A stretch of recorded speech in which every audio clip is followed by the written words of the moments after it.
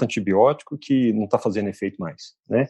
Mas outro risco que eles consideram é inteligência artificial, né? Então, assim, mas não no sentido dela, né?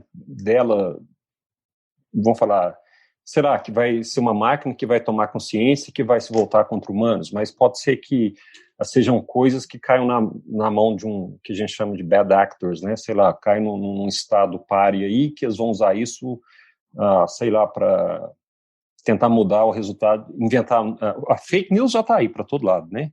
Então, usar isso para mudar o resultado de uma eleição, igual teve suspeita de ter acontecido aí em 2016 nos Estados Unidos. Né? Então, assim, tem muitos riscos associados com isso também. Então, tem coisas para os dois lados, né? A pergunta que eu acho que a gente tem que se fazer, né? E eu acho que isso vai continuar evoluindo independente da resposta, né? Mas a pergunta que eu acho que a gente tem que se fazer é se a gente realmente quer máquinas com inteligência humana. Se é que isso é possível de ser atingido, né? Máquinas com inteligência, eu falo inteligência geral, né, compatível com a humana, né, porque hoje a gente tem muito que a gente chama de inteligência, a gente chama de narrow AI, né, inteligência, como é que a gente estreita, é muito bom numa coisa, né, numa tarefa, outra é muito bom noutra tarefa, né, é machine vision, mas a gente quer uma coisa que seja mais geral, né, então, assim, é uma pergunta que está colocada aí, né, tem muita gente que acha que a gente deveria pensar mais nisso do ponto de vista ético, né, do ponto de vista de segurança, né, mas a minha opinião particular é que, independente disso, eu acho que as coisas vão continuar evoluindo e a gente só vai descobrir lá na frente, né. Para trazer eu acho que o progresso... Para você, na conversa, professor Adriano, eu às vezes acompanho esse risco de catástrofe global, né, e, tipo, eles dizem que a probabilidade geral é de 19% da gente ter uma catástrofe. Dessas, 5% seria por uma arma nanotecnológica, 5% seria de uma superinteligência de AI, e 4% seria de guerras, e para a gente ter uma ideia, né, com o que a gente está vivendo hoje, apenas 2% seria por uma pandemia, e olha só, uma pandemia que seria feita por engenharia genética, não é uma pandemia natural, não. A pandemia natural é de 0,05% de chance de acontecer. Né? Então, assim, tem muita coisa que pode acontecer. Eu acho que a gente só vai descobrir quando acontecer mesmo, porque é só opinião mesmo, é um chute, né? A gente não sabe o que vai acontecer. E eu acho que isso não vai parar também, não, né? Vai continuar. Eu acho que no futuro, assim, essas redes de aprendizado genérica, elas vão surgir, né? Eu acho que em curto prazo aí, a gente falando assim, 5, 10 anos, várias atividades que a gente faz, que são atividades mais especialistas, elas vão poder ser substituídas, né? Uhum. Como secretariado, como algumas outras coisas de agenda, mas sim, coisas específicas, né?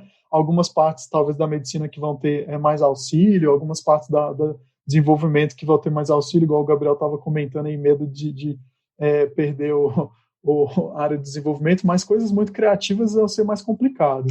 Aí, no caso, né, da gente atingir essa superinteligência, eu acho que a abordagem do Elon Musk é uma abordagem muito interessante, onde ele está buscando a gente ter uma interface, né, cerebral mesmo com essa inteligência, para que, na verdade, essa inteligência também surja vinculada com a gente, sabe? Então, a gente seria uma nova espécie com essa nova inteligência aí, que também está vinculada com essa, eu vou falar, não chamar de nova espécie, mas esse novo ser consciente que seria a inteligência artificial, e aí por estar sendo uma coisa só, talvez esse ser artificial não excluiria, né, não deixaria a gente de lado, né?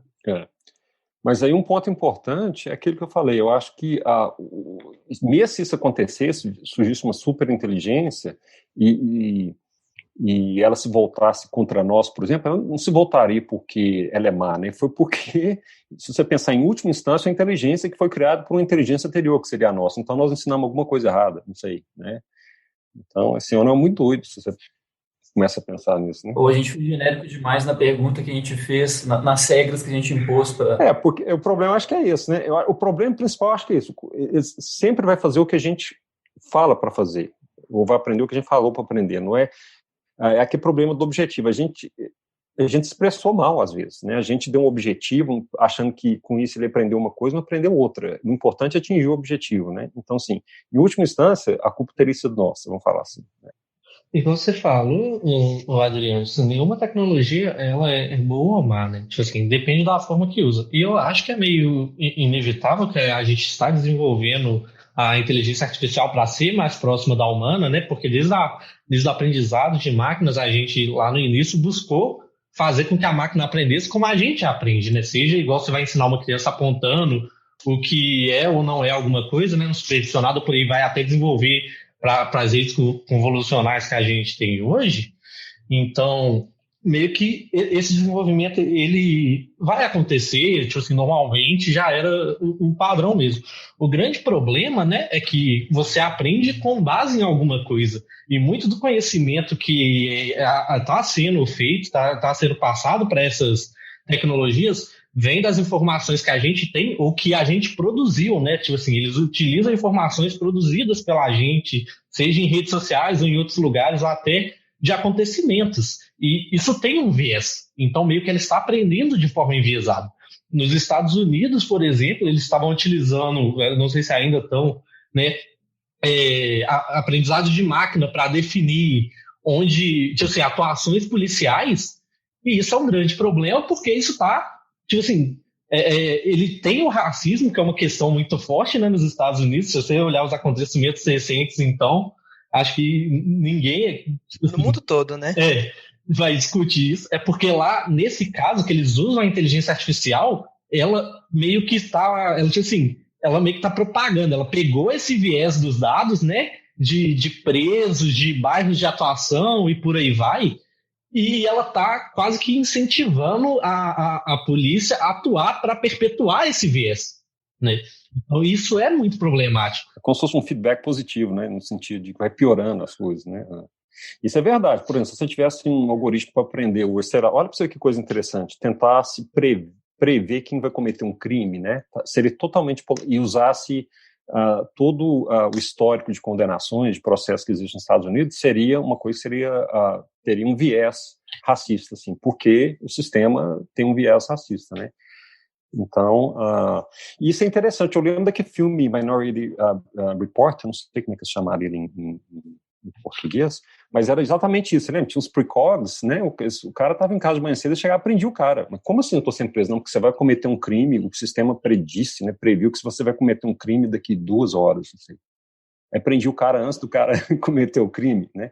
Olha chegava um pouco antes, né? Mas como Eles assim, chegavam né? um pouco antes mesmo.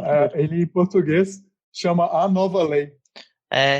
Essa temática, ela é muito louca, né? Ela aparece no Minority Report, aparece no Psycho Pass também, que é essa questão de antes da pessoa cometer um crime, você já está envolvendo baseado num julgamento de consciência, né?